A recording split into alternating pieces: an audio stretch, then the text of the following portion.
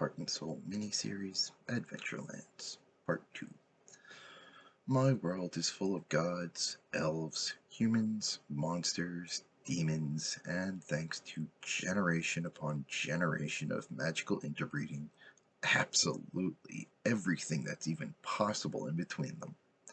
All those alternate species were born thanks in large part due to the magic of the various surprise love springs. While many people have tried, no one's ever found a way to predict where the next one will pop up, until it's too late. Of course, we have plenty of the obvious old tropes, like people born to saints who choose to be worse than the most vile monsters, as well as children of the most horrible creatures choosing to live their lives more humanely than Linny, the kindest of all the gods.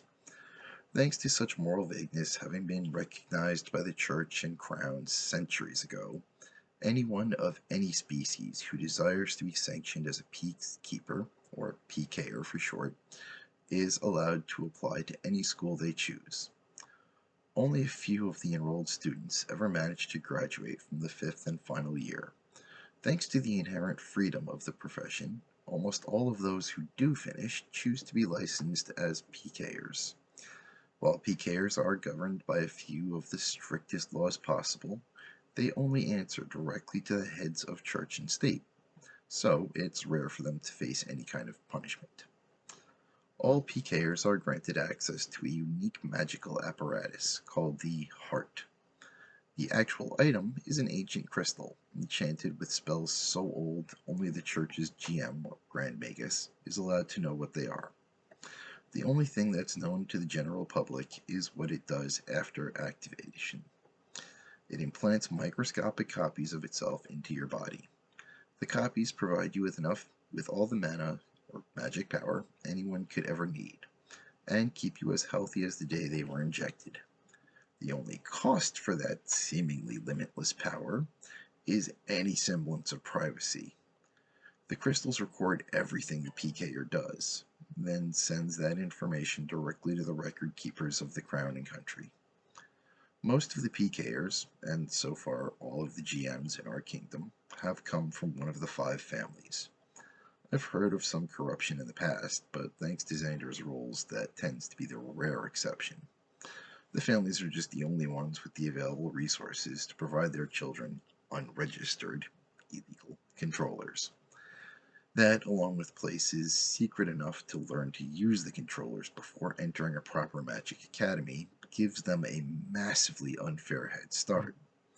Their lead is so extreme, no one other than the gods themselves could balance it all out, assuming even the gods could find their illegal training grounds, or care enough about that particular brand of cheating to bother fixing it.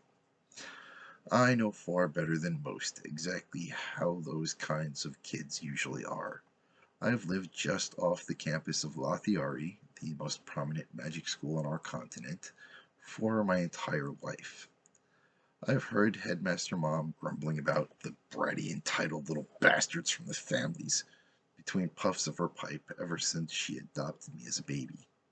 But I've gotten to know a few of them, as well as some of the scholarship students. Scholarship kids are the children of commoners who happen to be born with a unique flavor or amount of magic so extraordinary that they're admitted, even though they can never pay the tuition. Honestly, both groups tend to be a pretty even mix of good people and complete jerks. The families only occasionally marry outside of the families, and it's always considered gauche when it happens. Strangely, almost none of the children of scholarship students are ever born with even a tenth of the power or skill that the parents have, unless they marry into one of the 5 families. So, while the 5 families can't openly discriminate against any of the common born, thanks in part to Xander's laws, they aren't socially allowed to fall in love with them either. Of course, any rules that weren't made by Xander were made to be broken, and fresh blood had to be brought in every generation to prevent genetic malformations.